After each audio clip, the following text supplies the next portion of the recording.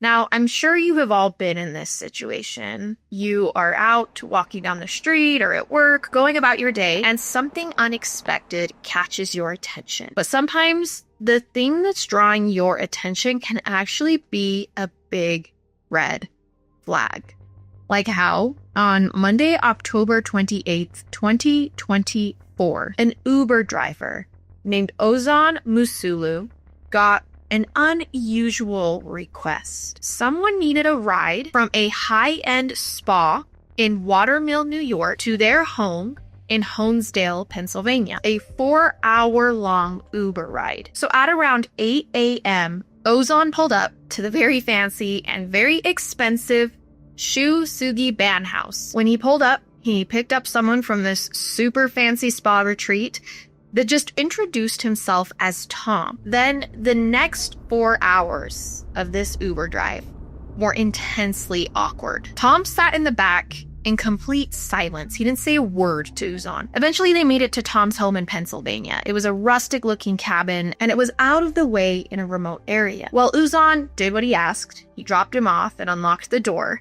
And as Tom climbed out of the car, he muttered, "Thank you," under his breath. So the very next day, Ozan was on the road working another shift when he had another wild ride with a client. This time, the person he picked up was feeling talkative. In fact, she got into his Uber and then said she was a reporter with the Daily Mail, and her destination was the Shu Sugi Ban House, the same exclusive spa where Ozan had picked Tom up the day before. So Ozan started telling his new passenger about the strange ride from earlier. See, the day before, a murder had happened at this exclusive resort. And that's why the reporter was booking a ride there now. And of course, she's now very curious to hear about Ozan's passenger's strange behavior from the morning of the homicide. So the victim had been a woman named Sabina Rosas. By the 2020s, Sabina was still very early in her career, but she felt good about the direction things were going. On her 33rd birthday, she posted online saying, "I can't help but chuckle at the fact that 33 is often associated with the age of Jesus when he made his ultimate sacrifice. I see this year as a turning point in my life." Now, those words would feel bitterly ironic later that year when she was killed at the resort. But at the time when she posted, it was reasonable for her to feel optimistic because she was just starting to get traction in her career. That year, so 2024, she got accepted into a residency program in Portugal, but she actually needed to set up a GoFundMe to help pay for the program. So it seemed unlikely when we learned this about the victim that Sabina could have afforded to stay at a place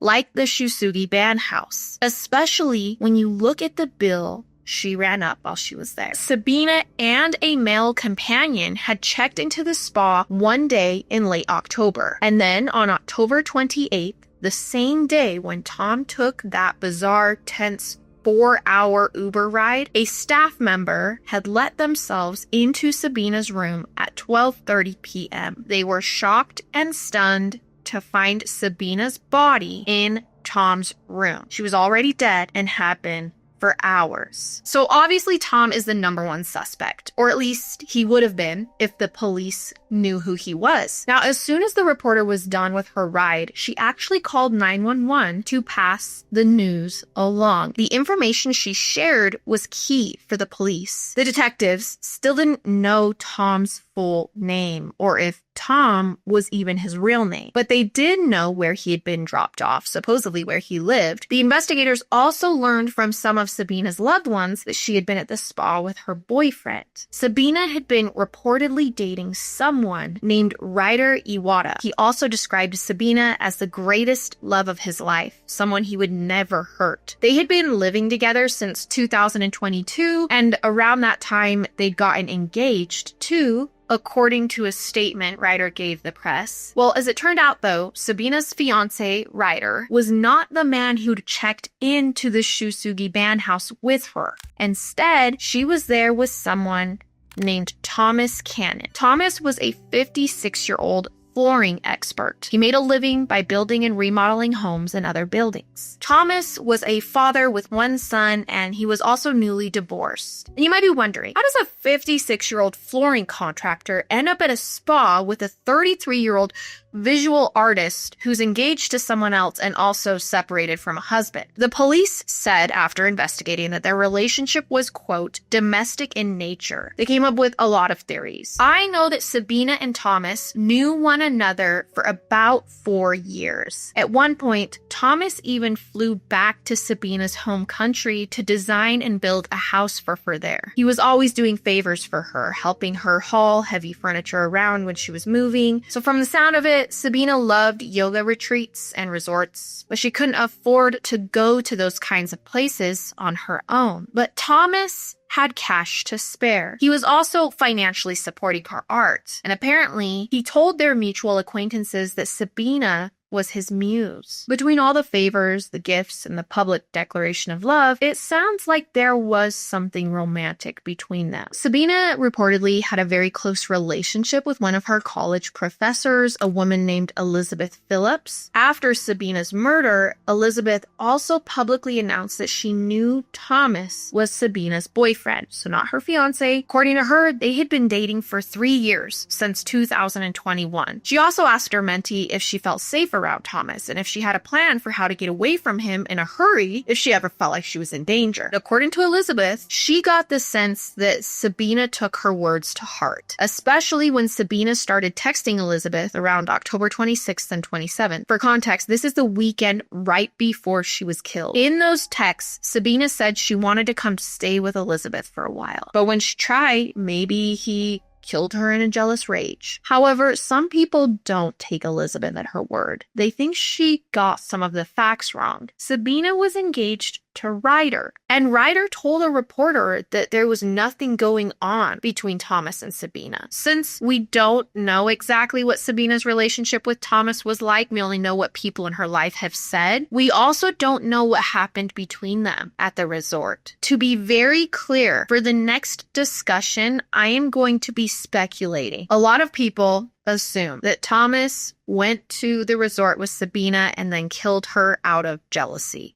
According to her fiance, Ryder, Sabina had been hiding the fact that she was engaged to him. She might have went to this resort and tried to call things off while they were at the spa. Maybe she revealed that she was with Ryder, engaged to him, or maybe she just told Thomas she wasn't into him like that. Whatever she said, there is a possibility it could have led to her murder. After all, from what I can tell, he might not have had a stable job. He'd actually quit his last position about a year earlier in 2023. He needed to sell off his share of the business and make all kinds of arrangements for someone to take over for him. And then after this, he stopped talking to his former coworkers entirely. Thomas had actually begun the process of trying to sell his home, but he hadn't found a buyer yet. So maybe he was selling his business and his home in a desperate effort to keep funding all of these extravagant trips. The point is, there's a lot in this case we don't know. In fact, to this day, the police haven't publicly announced Sabina's cause of death. All they've said so far is that it was violent. But there was one person who could explain everything that went down, Thomas himself. And the police knew exactly where to find Thomas thanks to his Uber driver. They rushed to Pennsylvania right to Thomas's cabin where he had been dropped off. When the police got inside Thomas's home, they learned that it was still too late. Thomas would never be charged with Sabina's murder because he had taken his own life. When the police searched Thomas's phone, they actually found a confession.